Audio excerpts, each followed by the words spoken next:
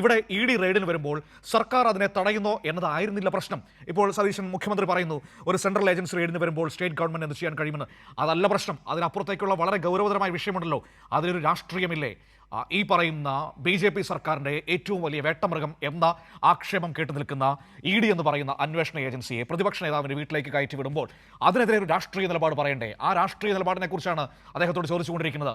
എന്തുകൊണ്ടാണ് അതിനെക്കുറിച്ച് ഒരു മറുപടി പോലും പറയാത്തത്? അപ്പോൾ ഒരു കാര്യം വ്യക്തമാണ്, ആ റെയ്ഡിനെ പൂർണ്ണമായും പിന്തുണയ്ക്കുകയാണ് മുഖ്യമന്ത്രിയായി നിൽക്കുന്ന വി ഡി സതീശൻ. എന്നിട്ട് അദ്ദേഹം പറഞ്ഞൊരു കാര്യം, പിണറായി വിജയൻ ഈ റെയ്ഡ് കഴിഞ്ഞതിന് ശേഷം ആദ്യം പറഞ്ഞത് രാഹുൽ ഗാന്ധിയെക്കുറിച്ചായിരുന്നുവെന്നാണ്. അത് ഉറപ്പാണെന്ന് രാഹുൽ ഗാന്ധിയെക്കുറിച്ച് തന്നെയാണ് പറഞ്ഞത്. കാരണം രാഹുൽ ഗാന്ധിയെ 55 മണിക്കൂർ ചോദ്യം ചെയ്തപ്പോൾ, സോണിയാഗാന്ധിയെ 55 മണിക്കൂർ ചോദ്യം ചെയ്തപ്പോൾ അതിനെതിരെ ആദ്യം പ്രസ്താവന ഇറക്കിയ നേതാവ് പിണറായി വിജയനായിരുന്നു. ഇത് പ്രതിപക്ഷ വേട്ടയാണ്, കേന്ദ്ര സർക്കാരിൻ്റെ ജനാധിപത്യ ധ്വംസനമാണ് എന്ന് പറഞ്ഞുകൊണ്ട് ആദ്യം പ്രസ്താവന ഇറക്കിയ നേതാവിൻ്റെ പേര് അന്നത്തെ മുഖ്യമന്ത്രിയായിരുന്ന CPIM-ന്റെ പോളിറ്റ് ബ്യൂറോ അംഗമായിരുന്ന പിണറായി വിജയൻ എന്നാണ്. ആ രാഷ്ട്രീയ മര്യാദയോ രാഷ്ട്രീയ പക്വതയാണോ രാഹുൽ ഗാന്ധി കാണിച്ചത്?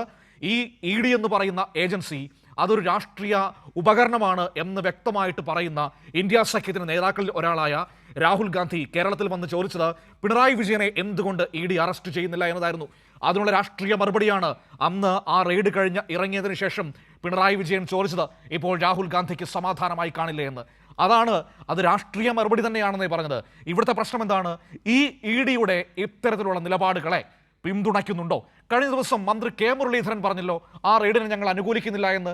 കാരണം ഇ ഡി ഒരുപക്ഷെ നാളെ സെക്രട്ടേറിയറ്റിലും വന്നേക്കാം എന്ന് പറയുന്നുണ്ടായിരുന്നല്ലോ കെ മുരളീധരൻ.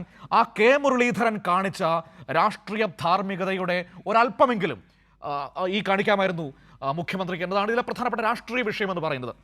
ഇനി മറ്റൊരു കാര്യം, സുരക്ഷയുമായി ബന്ധപ്പെട്ട് അദ്ദേഹം അഭിനന്ദിക്കുകയാണ് ആഭ്യന്തര വകുപ്പിനെ. നോക്കൂ, തിരുവനന്തപുരത്ത് എന്താണ് സംഭവിച്ചത്?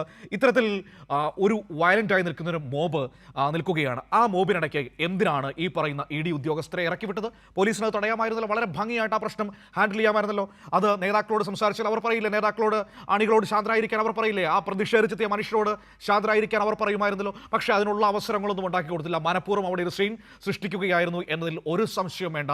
ഇത് വളരെ വ്യക്തമാണ്, ഉദ്ദേശം എന്താണെന്ന് വളരെ വ്യക്തമാണ്. കാര്യങ്ങൾ